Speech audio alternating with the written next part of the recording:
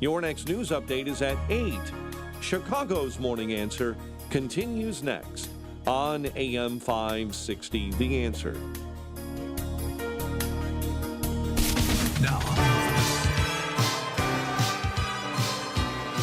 only the biggest stories, only the biggest guests, and only the biggest opinions. This is AM 560, The Answer. Top of the morning, Dan and Amy. Police were called to the 2600 block of West Taylor Street just before 6 p.m. last week, and once there, a witness told authorities they spotted a box while they were walking along the sidewalk. Oh, what's in the box? Oh, hold on a second, Brad. I'll tell you. I'll tell you what's in the box. Just hold on. What's in the box? They looked inside and they discovered a head. Ew, Not Gwyneth come on. Paltrow's though. Wasn't Gwyneth Paltrow's. Okay. Head in the box. The Legend of Sleepy Hollow comes to the west side just in time for Halloween. Washington Irving would be so proud. But again, I know crime is on the wane, so it's not a big deal. Just be interested. That didn't get as much attention as this scene in South Austin where you had, 50, 100, 150 people looting a rail car that was stopped, I guess, waiting for the green light to move ahead. Flat screen TVs and other kitchen appliances were taken. I know what most people saw, our political leadership saw, was former CPS honor students engaged in symbolic takings to protest systemic racism. I get it. That's fine. Deserved it. And they could take whatever they want. And guess what? Some of that stolen merchandise was on social media for sale less than 2 hours later. That's what we call entrepreneurship. Two individuals, for some reason, 2 out of the 50, 100, were arrested facing a misdemeanor charge for theft. I'm sorry, excuse me. I didn't see anything taken, at least not in the video, that was worth more than $1,000. And I know those are non-prosecutable offenses in Chicago, in Cook County, actually. So I'm calling for Derek Weathers and Lamar Hollingsworth to be released post-haste. Obviously they're released. We don't have cash bail.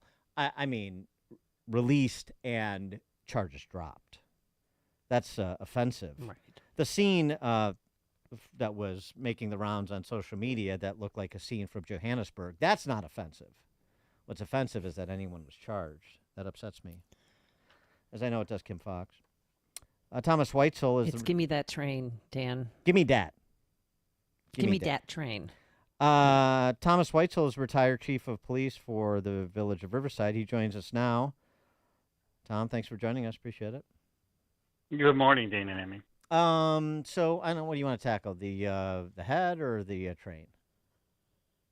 I think we'll start with the train because I can tell you that I saw it too on social media, and then I saw it covered by the actual media, and that was really basically rioting, and actually it's a burglary. To start out with, yes, there's a theft involved, but they broke into the container, right? So that's a burglary, which is a felony. So all those individuals should have been charged with burglary and then probably felony theft.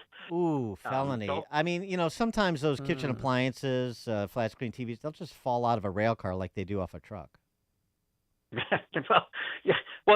they had to know that there was something. You don't just pick that particular car, although those cars are loaded with items, all of those, they could have broken into one and found bicycles, or they could have found, flat screen, besides the flat screen TVs. They said that they were taking microwaves or other kitchen equipment, but think about that. Those are usually locked, but that one wasn't. They didn't use bolt cutters. I saw that they just unlatched it, went in, and started looting. Well, I mean, there again, then whose fault is it really? Yeah. It's the railroad's fault too. And Chicago police were very upset with the railroad police. They were quoted in the papers saying it took 60 to 90 minutes to even get one of the Union Pacific police officers on scene, and initially they didn't want to press charges. So you have to have a victim. The officers have to sign the complaint, and I can almost guarantee you that the bosses in the railroad police were probably debating on whether that was the right thing to do because everybody that was taking from there was a minority. So you can bet that it was running through their mind, like, should we prosecute these, especially if it's going to be misdemeanors? Like, should we really be charging them? Let's just write this off as a theft. Well, right. I mean, the railroad is probably first and foremost probably thinking, why bother? This is exactly. This is Cook no County. doubt. Yeah, right. Right. Interestingly, Well, there's one neighbor that was quoted, was interviewed by ABC7 anonymously, saying it would be really nice if when they stopped, there would be a guard just standing out there to try and stop them. But I don't think a guard could have stopped them because there's about 150 of them going through and just taking what they want. And a lot of people aren't getting their Amazon packages today. True. yeah. What? So say it's a big city you live in. It's like getting shot. It's just things that happen in a big city. Interestingly, in another big city, they seem to be reversing course. First, we had Oregon recriminalize drugs they decriminalized. Now we have California, L.A. specifically, but statewide prop that it addresses a previous proposition that made drug possession and theft of less than $950 misdemeanors. Of course, you had Soros-funded prosecutors. They're the Kim Foxes of California, supportive of that. And $950 misdemeanors doesn't even matter because they're not prosecuting them. Well, now there's an initiative that is going to be voted up by California voters on November 5th that would restore penalties for drug possession and theft of $950. Shoplifters with 2 or more past theft convictions could be charged with felonies. Sentences also would be enhanced for organized crime. Drug traffickers would have to serve time in state prison rather than county jail. They're having to sort of making a law and order pivot in the Daffy state of California. How about that? Yeah, I read that, and that's something that I think is actually going around the United States. Period. I think you're seeing individuals who have some authority going back to doing or having policies that they would prosecute cases that it used to be. Like, for example, in Illinois, it was always $300. That was the felony theft line, or always was. And then you could enhance that based on their criminal history. Well, that was taken away. Not only was the $1,000 limit, the ability for police officers to seek a felony enhancement based on your criminal history, they took that away too. So you basically have to have like 12 to 13 convictions to get a charge enhanced, and that's almost impossible. While law enforcement runs across plenty of people who have been arrested 20, 30, 40 times, the convictions are rare. So you a lot of times you'll see on their criminal history 30 arrests, 2 convictions, because the state's attorneys would just drop charges or not prosecute them or reduce them. So I think that is changing throughout the country. I mean, and also just look at what's happening here in Chicago with the state's attorney's race. In all my years in law enforcement, I've never seen the African American community support a non-African American state's attorney. And with the Reverend Jesse Jackson Sr. supporting Bob Ferretti, I think that's a huge endorsement, and it's also a huge shift because all people want public safety now. They're sick and tired of what's going on. It's not just Republicans or white individuals. It's people are tired of the public safety, no public safety. Well, I don't know about the politicians. I mean, it's going to take some sort of revolt by the voters, I think, for them to get the message. They're always the last to know, the last to move, because, they're not leaders, they're followers.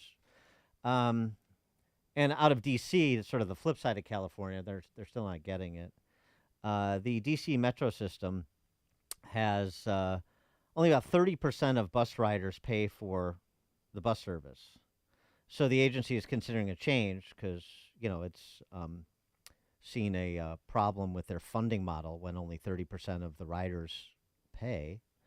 Mm-hmm. They're going to make the 70% who don't pay. No, that's just what that's just they want you to think. You could fall into that trap. They're going to demand that the larger DC population subsidize those who are free riding, literally free riding. That's the kind of thing we're used to in Chicago. Yeah, that's ridiculous. I did not hear that one, but that is doesn't surprise me. But there's some of that in the crimes that are happening in the Chicago and the Cook County area that never make the news because they're really not important. And a real example of not prosecuting at all is these individuals that go into gas stations and steal gas.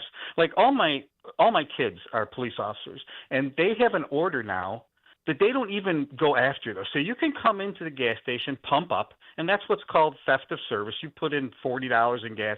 The gas stations used to call, the service stations would call, and they'd give us a license plate number, and you track the person down and either have them pay or make an arrest. They don't even call anymore. They're told by their corporate headquarters to not call, and the state's attorney's office has made it clear that they will not prosecute those. Now, that is a relatively minor crime, but that's how it starts and moves up. I mean, they are literally doing no prosecution and arrest for theft of services, period, none. Well, I bring this up, the D.C. example, because it has relevance to Chicago.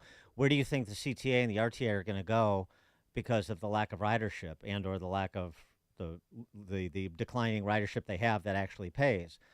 Everybody's going to pay because that's what big cities that are run by these big government Bolsheviks do, is they socialize their problems to the entire region or the entire state. So that's exactly what's going to happen with a CTA and a RTA that are also underwater, just like the city is underwater, just like CPS is underwater, just like Cook County is underwater, just like the state of Illinois is underwater. And if they do that, Dan, they'll get their money, because if the rest of us are subsidizing that, like you just spoke about, they know it's going to get paid, right?